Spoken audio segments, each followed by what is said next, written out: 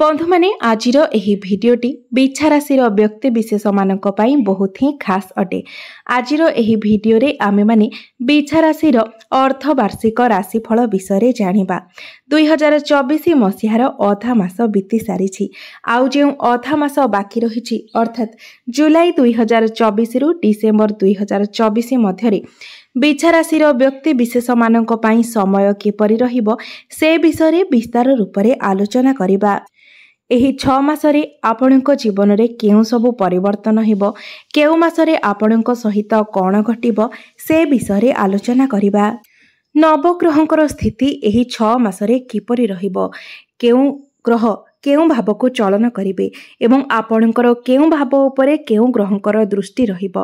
एहा व्यतीत नवग्रह आपणको केउ प्रकारर फल प्रदान करिबारे सक्षम हेबे से विषय विस्तार रूप में आलोचना करिबा।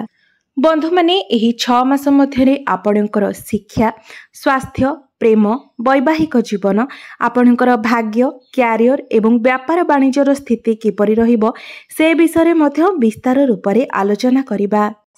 तेबे बंधु माने एहा पूर्वरु जदि आपणकर बिछा राशि होई थाए तेबे भिडियोटी को लाइक करी चैनल टी को सब्सक्राइब करि दियंतु एवं कमेंट बॉक्स रे भक्ति एवं श्रद्धार सहित जय श्री जगन्नाथ निश्चय लिखंतु। तेबे बंधु माने आसंतु जानिबा एही 6 मास बिछा राशिर व्यक्ति विशेष मानक पई किपरि रहिबो। बंधु माने एही कार्यक्रमटी जन्म राशि एवं चंद्र राशि उपरे आधारित अटे। बिछा राशि हेउछि राशि चक्रर अष्टम राशि। बंधु माने एही 6 मासरे शनि, राहु, गुरु एवं केतुंकर कोनोसी भी राशि परिवर्तन हेबार नाही। बिछा राशिर राशि स्वामी हेउछंती मंगल एवं मंगल आपणकर षष्ठ भावरे विराजमान अछंती। आपणकर चतुर्थ भावरे विराजमान अछंती शनि, पंचम भावरे राहु, सप्तम भावरे गुरु, अष्टम भावरे सूर्य एवं शुक्र, नवम स्थान रे बुध एवं आपणकर एकादश भावरे विराजमान अछंती केतु। तेबे बंधु माने सबुठारु प्रथमे आसंतु जानि नेबा आपणकर स्वास्थ्य किपरि रहिबो जुलाई 2024 रु डिसेंबर 2024 मध्यरे। तो बंधु माने आपणको कुंडलीर प्रथम भावटी होई थाए आपणकर स्वास्थ्यर भाव, आपणकर इम्यूनिटी सिस्टम रो भाव। तो आपणकर प्रथम भावर अधिपति मंगल आपणकर षष्ठ भावरे विराजमान अछंती एवं 13 जुलाई को मंगल आपणकर सप्तम भाव को चलन करिवे एवं 13 जुलाई रु 27 अगस्त पर्यंत मंगल आपणकर सप्तम भावरे रहिबे एवं एही समय मंगल आपणको शुभ फल प्रदान करिवे। मात्र 27 अगस्त को जेतेबेले मंगल आपणकर अष्टम भाव को चलन करिवे एवं 21 अगस्त पर्यंत मंगल आपणकर अष्टम भावरे रहिबे। तेबे 27 अगस्त रु 27 अक्टोबर पर्यंत आपण निजर स्वास्थ्य प्रति विशेष ध्यान देबे कारण एही समयटी आपणकर स्वास्थ्य पई आदौ भल नुहे कारण अष्टम भावटी को कुंडली रे भल बोली विचार करा जाय न थाए। एही समय आपण निजर खाद्यपेय उपरे नियंत्रण रक्षा करंतु। तो केवल 27 अगस्त रु 27 अक्टोबर पर्यंत आपण निजर स्वास्थ्य प्रति ध्यान दियंतु। एहा व्यतीत बाकी जो समय रहुछि एहा आपणक स्वास्थ्य पई भल रहुछि। स्वास्थ्य को नेकी चिंतित हेबार कोनोसी आवश्यकता नाही। एबे आसंतु जानिबा आपणकर शिक्षा क्षेत्र किपरि रहिबो जुलाई 2024 रु डिसेंबर 2024 मध्यरे। तो बंधु माने आपणक कुंडलीर पंचम भावटी होई थाए आपणकर शिक्षार भाव एवं आपणकर पंचम भावरे विराजमान अछंती राहु एवं एही 6 मासरे राहुकर कोनोसी राशि परिवर्तन मध्य हेबार नाही। आपणकर पंचम भावरे राहु आपणको अजथा चिंतारे पकाइबे, आपणकर मन को डाइवर्ट कराइबे। एही 6 मास जाक आपणकर मन सबुबेले डाइवर्ट रहिबो, आपण पाठ पढ़ारे फोकस करि परिबे नाही। तेबे बंधु माने एही समय आपणको निज मन को सर्वदा नियंत्रण रे रखिबार अछि, पाठ पढ़ारे अधिक परिश्रम करिबार अछि। तो एहा मध्यरे गोटे भल कथा हेउछि जे गुरु आपणकर केंद्र रे अर्थात आपणकर षष्ठ भावरे अछंती। तेणु आपण जदि परिश्रम करंती तेबे गुरुंक सहाय्य रे आपण सेथिरे सक्सेस होई परिबे। तेणु राहु आपणक मन को जेते विचलित कले मध्य अन्यमनस्क कले मध्य आपण पाठ पढ़ारे अधिक परिश्रम करबा पई चेष्टा करंतु कारण आपण जदि अधिक परिश्रम करिवे तेबे गुरुंक द्वारा आपण सेथिरे सक्सेस मध्य होई पारिबे। तो एबे आसंतु आपणकर प्रेम जीवन किपरि रहिबो जुलाई 2024 रु डिसेंबर 2024 मध्यरे। तो बंधु माने पंचम भावटी आपणकर शिक्षार भाव हेबा सहित पंचम भावटी मध्य होई थाए आपणकर प्रेमर भाव आपणकर संतानर भाव एवं आपणकर पंचम भावरे विराजमान अछंती राहु। तो बंधु माने जेहेतु आपणकर पंचम भावरे राहु विराजमान अछंती तो एही 6 मास जाक आपणको आपणकर प्रेम जीवन रे मध्य विशेष ध्यान देबार अछि कारण राहु हेउछंती छाया ग्रह। तो आपण निज पार्टनर को मध्यरे जहा खोजिबे ताहा होता आपणको मिली न पारे एवं जहा आपणको मिलिबो ताहा होता आपणकर आपण ताहा चाहू नथिबे।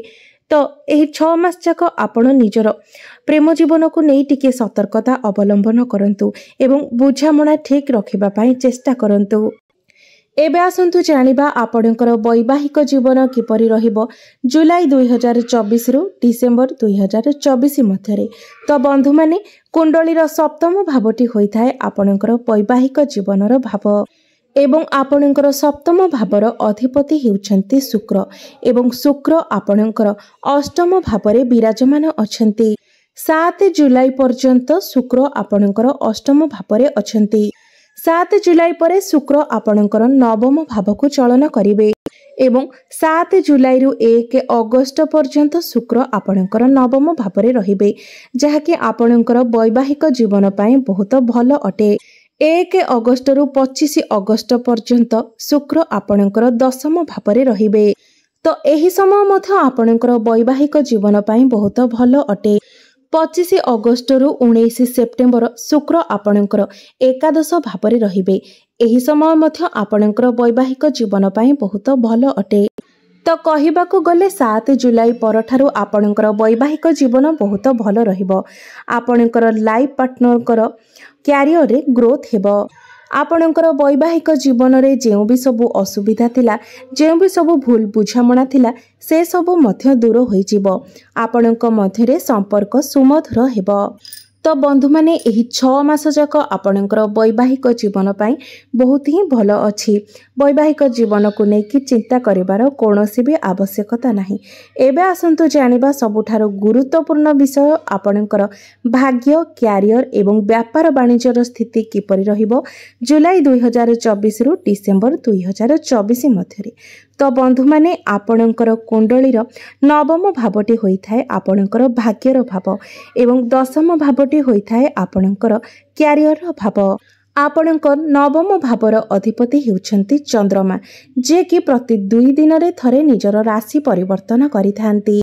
तो बंधु माने 16 जुलाई परठारु भाग्य आपणकर बहुत भलो रहिबो मात्र सबुठारु अधिक भलो रहिबो 16 अगस्त परे। तेबे 27 अगस्त रु 21 अक्टोबर मध्यरे आपण कोनोसी भी बड़ डिसीजन नियंतु नाही कोनोसी कार्यर आरंभ करंतु नाही किबा कोनोसी बड़ इन्वेस्टमेंट मध्य करंतु नाही कारण एही समय भाग्य आपणकर साथ देबो नाही। कारण एही समय आपणकर राशि स्वामी अर्थात मंगल दुर्बल अवस्था रहिबे। एही समय आपण काहाकू भी आखि बुझी विश्वास करंतु नाही। तेबे बंधु माने केवल एही समय को छाड़देले बाकी समय गुड़िक आपणकर भाग्य बहुत भल रहिबो। एबे आसंतु जानिबा आपणकर क्यारियर किपरि रहिबो जुलाई 2024 रु डिसेंबर 2024 पर्यंत। तो बंधु माने आपणकर दशम भावटी होइथाय आपणकर क्यारियर भाव। आपणकर दशम भावर अधिपति हेउछंती सूर्य। 16 जुलाई रु 16 अगस्त सूर्य आपणकर नवम भावरे रहिबे। तो एही समय आपणक पई बहुत भल रहिछि मात्र 16 अगस्त रु 16 सेप्टेम्बर आपणक पई समय बहुत ही भल रहिबो कारण सेते बेले सूर्य स्वगृह रे थिबे अर्थात दशम भावरे थिबे। तो एही 6 मास भितरे 16 अगस्त रु 16 सेप्टेम्बर आपणक पई सबुठारु अधिक लाभप्रद रहिबो। आपणकर कार्य क्षेत्र को नेकी 16 अगस्त रु 16 सेप्टेम्बर आपणक पई सबुठारु अधिक भल समय रहिबो। ଏହି ସମୟରେ ଆପଣଙ୍କୁ ଚାକିରି ମିଳିବାର ସମ୍ଭାବନା ରହିଛି। ଆପଣଙ୍କର ପ୍ରମୋସନ ହେବାର ମଧ୍ୟ ସମ୍ଭାବନା ରହୁଛି। କ୍ୟାରିୟରରେ ଆପଣଙ୍କୁ ଏହି ସମୟରେ ଆଚିଭମେଣ୍ଟ ମିଳିପାରେ। ଆପଣଙ୍କର ନାମ ପ୍ରଶଂସା ବୃଦ୍ଧି ହୋଇପାରେ। 16 ସେପ୍ଟେମ୍ବରରୁ 16 ଅକ୍ଟୋବର ସୂର୍ଯ୍ୟ ଆପଣଙ୍କର ଲାଭ ସ୍ଥାନ ଅର୍ଥାତ୍ ଏକାଦଶ ଭାବରେ ରହିବେ। ତ ଏହି ସମୟ ମଧ୍ୟ ଆପଣଙ୍କ ପାଇଁ ବହୁତ ଭଲ ରହିଛି। ଏହି ସମୟରେ ଆପଣ ନିଜର କାମ କାର୍ଯ୍ୟଗୁଡ଼ିକୁ ସୁଚାରୁ ରୂପରେ କରିପାରିବେ। ଆପଣ ପ୍ରଶଂସିତ ହେବେ। ଆପଣଙ୍କୁ ଆଚିଭମେଣ୍ଟ ମିଳିବ ଏବଂ ଆପଣଙ୍କର ମାନ ସମ୍ମାନ ମଧ୍ୟ ବୃଦ୍ଧି ହେବ। ଏହି ସମୟରେ ଆପଣଙ୍କର ଯାତ୍ରାର ଯୋଗ ମଧ୍ୟ ବନୁଅଛି ଏବଂ ଯାତ୍ରାରେ ମଧ୍ୟ ଆପଣଙ୍କୁ ଶୁଭ ଫଳ ପ୍ରାପ୍ତି ହେବ। ମାତ୍ର 17 ଅକ୍ଟୋବରରୁ 16 ନଭେମ୍ବର ସୂର୍ଯ୍ୟ ଯେତେବେଳେ ଆପଣଙ୍କର ଦ୍ୱାଦଶ ଭାବକୁ ଚଳନ କରିବେ ତ ଦ୍ୱାଦଶ ଭାବରେ ସୂର୍ଯ୍ୟ ନୀଚ ହୋଇଯିବେ। ସେହି ସମୟରେ ଆପଣଙ୍କର କାର୍ଯ୍ୟକ୍ଷେତ୍ରରେ କାର୍ଯ୍ୟଭାର ବଢ଼ିଯିବ। ଆପଣଙ୍କୁ ଷ୍ଟ୍ରେସ୍ ନେବାକୁ ପଡ଼ିପାରେ। ଆପଣଙ୍କର ଯୁକ୍ତିତର୍କ ହୋଇପାରେ। କାର୍ଯ୍ୟକ୍ଷେତ୍ରରେ ଆପଣଙ୍କର ସିନିୟର ଏବଂ ଆପଣଙ୍କର ବସ୍ଙ୍କ ସହିତ ମଧ୍ୟ ଆପଣଙ୍କର ଯୁକ୍ତିତର୍କ ହୋଇପାରେ।